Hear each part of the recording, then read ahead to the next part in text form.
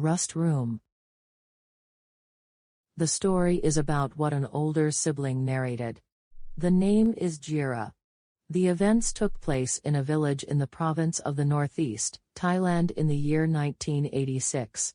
At that time, Jira was studying for a bachelor's degree and was conducting research on local languages. There was a course that required fieldwork to collect data. Jira and 3 other group members, Gub, Nuch, and Wairun, decided to go to Sakayo. Nuch's father volunteered to drive them. They set out at 5 in the morning, reaching their destination late due to winter weather. They checked into a hotel, rested for a night, and the next day rented a pickup truck. They planned to collect data in 2 large areas, one near the border with a well-known market and another nearby district. They agreed to start with the closer district first and then move on to the bordering district after completing the first. Their first survey point was a temple in the district. Since there was a religious event, they spent about 2 hours worshipping and gathering information. After that, they moved on to collect data from the local residents in that area. The group informed the driver, "Uncle, we'll gather information in the village ahead for about 2 hours. You can go back first, and come pick us up in this village around 4 p.m. They pointed to the meeting point. During that time, mobile phones were not as common, and long-distance communication was not as convenient as today. Hence, they had to plan ahead and set meeting points. Once the appointment was confirmed, they separated to continue their work. Jira's group crossed the road from the temple side into the village, which could be described as a large community. Walking straight on the road, they passed the village head's house and the village office. Then, they encountered larger houses. Further in, there were houses producing various products related to handicrafts. Following that were houses producing iron tools, followed by a house of carpenters. When Jira saw the village, she licked her lips, thinking that they had found a large source of information without having to go far. Importantly, the people in the village were quite friendly. Just walking into the village, the villagers welcomed them, and the village head came out to greet them. The survey team asked for permission to collect comprehensive data, and by the time it approached noon, the village head invited Jira's group to have lunch. They were served a large pot of pork stew, and a circle was formed for the meal right in the village square. As they were enjoying their meal, a tall man with disheveled hair and flashy clothes, whose age was hard to determine, strolled into the village and sat down on the stairs of a house near the village head's residence. Jira noticed that the man was holding the remains of a frog that had been run over by a car. The village head seemed to have observed Jira's group and was interested in the man.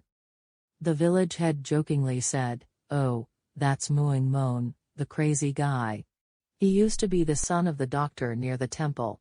But back then, he was good, with a handsome face. He was a poet. He used to fancy a lady named Nori, who is similar to the lady making sitting mats over there. They were teenagers, so he pursued Nori until they ended up together. But because there was a land broker named Seep, who came to do business around here, he happened to catch Nori's eye. In the end, Nori left Muing Mon and got involved with Seep. Muing Mon was heartbroken, went crazy, and ended up being a madman. At that time, Jira was a teenager. Hearing the love story of the villagers, she found it interesting and began chatting about it. Nuch commented, "Well, to the point of breaking hearts and losing one's mind, it seems like Nori, the lady over there, must be quite beautiful." The village head's wife interjected, saying, "Oh my, he looks deep and strange, more peculiar than the villagers." With curiosity, Nuch asked, "What do you mean strange?" The village head's wife continued, "She's tall, with long arms and legs, red hair, yellow eyes, pale skin with freckles all over her face." Jira, having listened, said, "Hey, this looks like the appearance of foreigners. Maybe he's a Caucasian." The village head's wife responded, "He looks like Nori's mother. They moved from Satahip a long time ago. When they came here, Nori's mother was pregnant with Nori. Initially, Nori's house seemed to have a grandmother living with them. When Nori was born, the grandmother passed away. So, Nori's mother stayed, raising the two children, making a living from the forest until Nori got a husband, who happened to be Seep. With the money, they built a new house. When they were all listening together, Mrs. Jira saw a teenager at the ironworks scooping pork leg soup into a bowl and walking over to give it to a man who had lost consciousness. Just as the crazy ghost, Mr. Moan, saw the bowl of pork leg soup, he began to scream like a madman, knocking plates around, crying and wailing, and then running wildly into a room that seemed to be used to store tools and equipment. The men all rushed to catch him, afraid that he might go crazy and harm someone. Mr. Wyron, being the only young man in the group, bravely stepped forward to help catch him along with another person. Therefore, it was observed that Mr. Moan went into that room, contorting his body and wailing. The room resembled a rectangular shipping container, its fabric covered in rust, with buttons and handles protruding. The dark red color resembled dried blood, as if it had been smeared with it. From the outside, it looked like a large piece of steel had been used to enclose the ground, forming a room without a floor covering. Inside, there were only construction tools and equipment made of stacked and bundled steel. In the center of the room, a small, approximately 1 meter square, raised platform was built from bricks. It rose to eye level and served as a pedestal. Weapons such as knives, saws, and swords were laid out on top of the platform, embedded in the mortar, as if forming an altar. Due to Wyron being a modern young man, what he saw seemed strange. However, he didn't think it was entirely unusual, he just considered it a room for storing ordinary equipment. When the situation calmed down, he walked out, leaving Moan sitting and wailing inside the room alone. Once the information was gathered, and it was approaching 4 o'clock, everyone waited for the vehicle at the village elder's house. However, by the time it was almost 6 o'clock, no one had come to pick them up. The village elder then suggested borrowing a phone. Wyron went up to the house to dial the hotel's number. It turned out that the vehicle that was supposed to pick them up had broken down and would take some time to repair. Another vehicle would be sent out soon, but they hadn't agreed on the exact time. The village elder then suggested staying here for the night since it was about 30 kilometers away from the hotel, and there was a village event tonight. When everyone heard this, they felt excited and curious to experience the atmosphere here. They told the hotel to come pick them up tomorrow morning instead. In the middle of the night, some villagers came to have a barbecue in front of the village elder's house.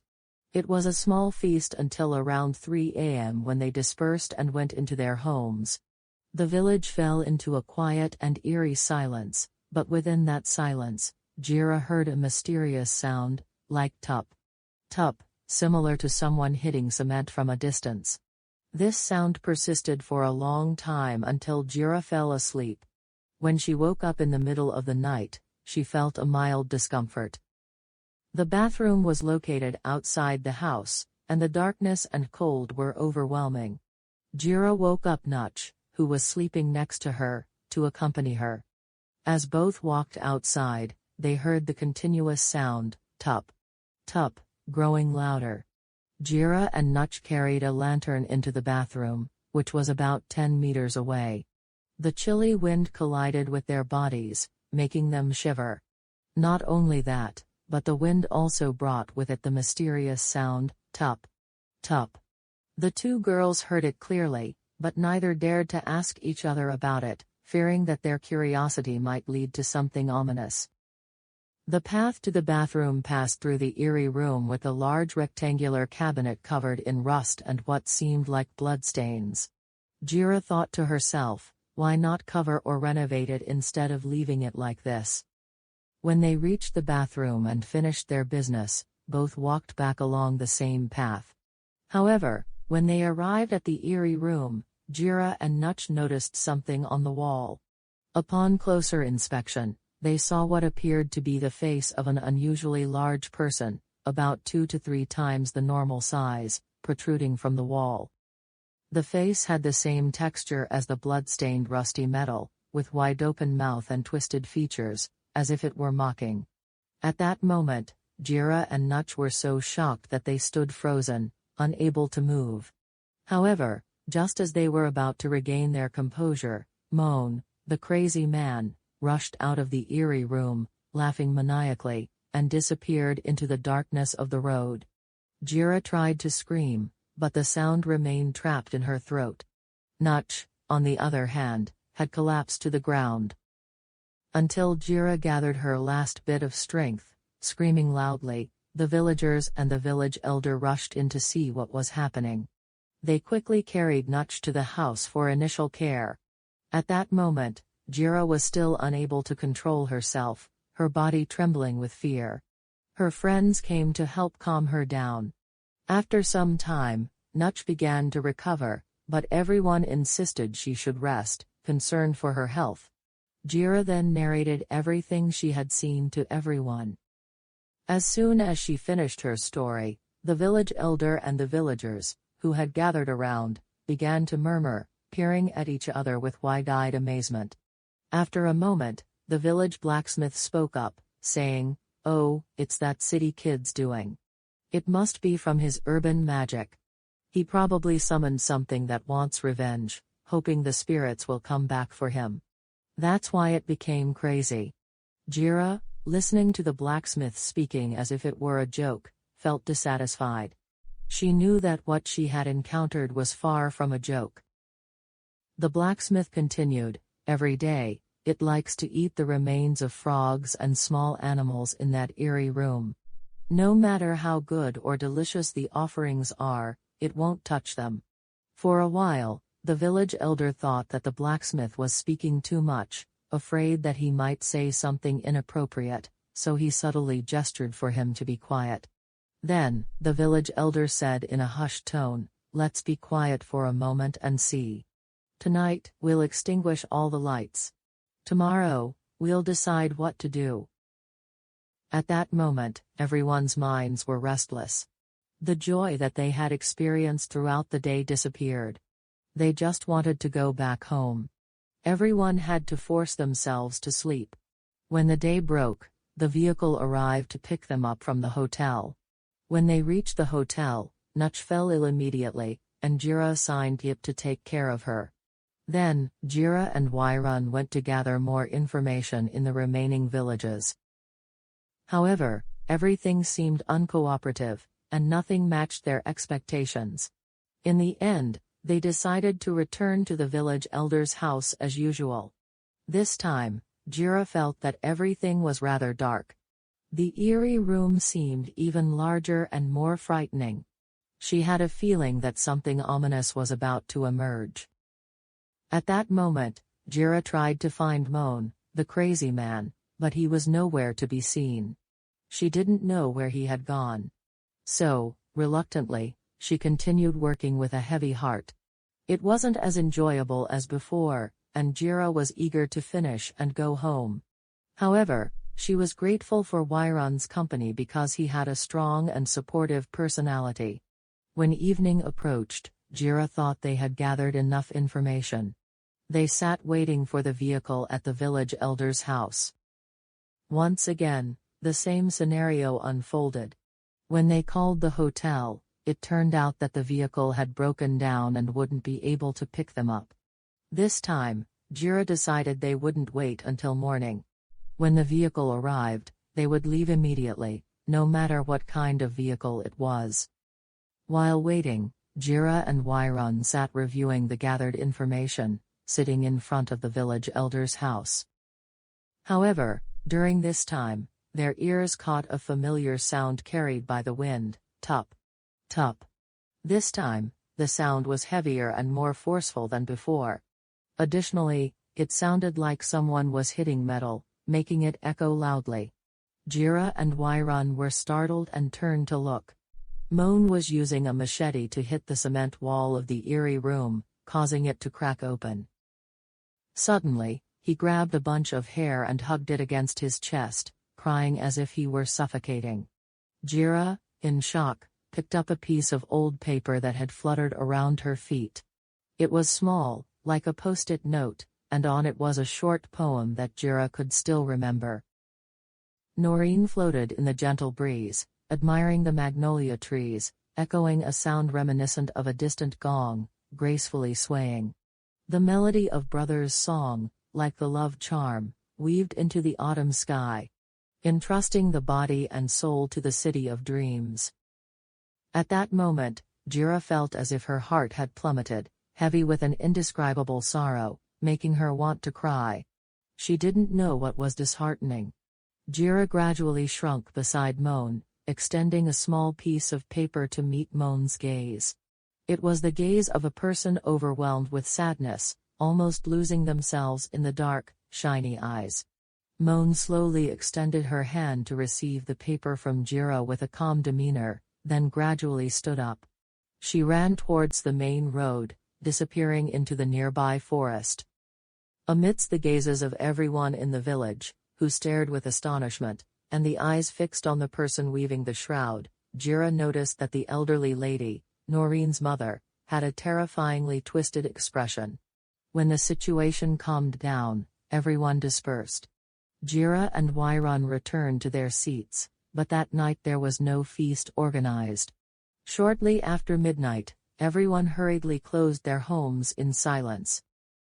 No one spoke a word, despite the recent events, which should have led to more conversations and debates instead of separating and closing houses like this. Jira thought that everyone knew the whole story, and Jira hurriedly gathered everything together. When the car arrived, they would throw everything onto the vehicle and quickly depart from this place. The fear and various anxieties continued to haunt Jira all the time, not because of the ghosts encountered yesterday. Due to exhaustion and fatigue, both of them unintentionally fell asleep. It was around 1 in the morning when a soft, cool hand seemed to touch the sole of Jira's foot. From the crescent moonlight, it infiltrated through the window. Jira saw a young woman sitting on her knees in front, her head covered with a cloth, and her face not clearly visible. She whispered to Jira, "The car has arrived, hurry." In that moment, Jira had no other thoughts except to follow what this woman said. She turned to wake Wyron, then helped to pick up the belongings to carry on her back. The leading woman turned back and said, "Get on the truck quickly, time is running out." Jira and Wyron quickly jumped onto the truck, and the uncle immediately started the engine and drove out.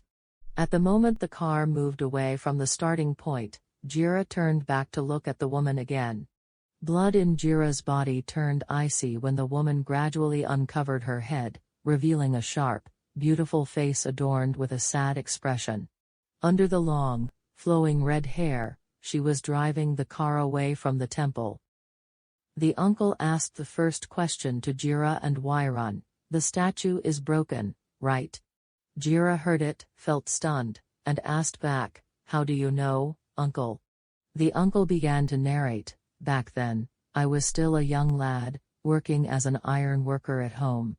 Noreen's mother loved the city of Monday, her son, a doctor's son, and she loved each other so much, flirting and loving each other since childhood. The Moan city was jealous and resentful. It came to Moan and wanted to take Noreen's mother as a wife. But Noreen's mother refused. It already had its love, you see.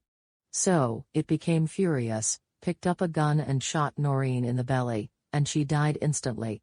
All the villagers were scared of the creature, and combined with the fact that it bribed with money, everyone helped to destroy the corpse. They undressed Noreen and the skin, then burned them into the steel. Then they took the hair with a bone and burned it with fire.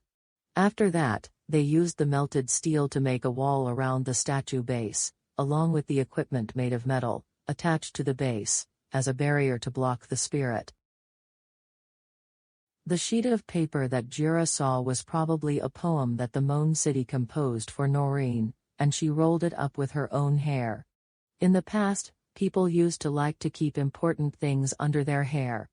Jira immediately understood why Moan had to sweep away the boiling pot immediately upon seeing it. It was probably because Moan witnessed the process of destroying the corpse. Wyron asked sharply, "Hey, didn't her mother do anything?" "Her mother is still here." Uncle K retorted, "Her mother, you see, is an abusive person, physically and verbally. She even tore her own scalp with her hands. She didn't love her children. When she was alive, all she did was scold, despise, and say that they were burdens. She hated being pregnant and gave birth to her children herself. Then she got a large sum of money from her husband to build a new house. Uncle himself couldn't stay there. He saw everything from the beginning and fled right away, becoming a driver every day. When driving until reaching the U-turn to return to the city, passing by that village, Jira felt her heart sink as she saw dim lights beneath several dozens of houses. It seemed like the villagers were searching for something urgently, as if stirring up chaos. At that moment, Jira felt more afraid of the people in the village than the ghosts, so much so that she continued to be frightened until she returned to the hotel in the city. There, she found her father sitting and waiting in the room. Nooch's father explained that he rushed back from Bangkok because he dreamed that a foreign woman told him to hurry back to pick up his daughter. Something bad was about to happen. Everyone quickly returned to Bangkok, canceling the original plan to survey another village near the border immediately. The incidents that Jira had experienced made her think that something more terrifying than ghosts is witnessing people killing each other ruthlessly, without anyone knowing, without anyone seeing. Twisting the truth, having no right to seek justice for oneself. The law cannot do anything, and this is the whole story.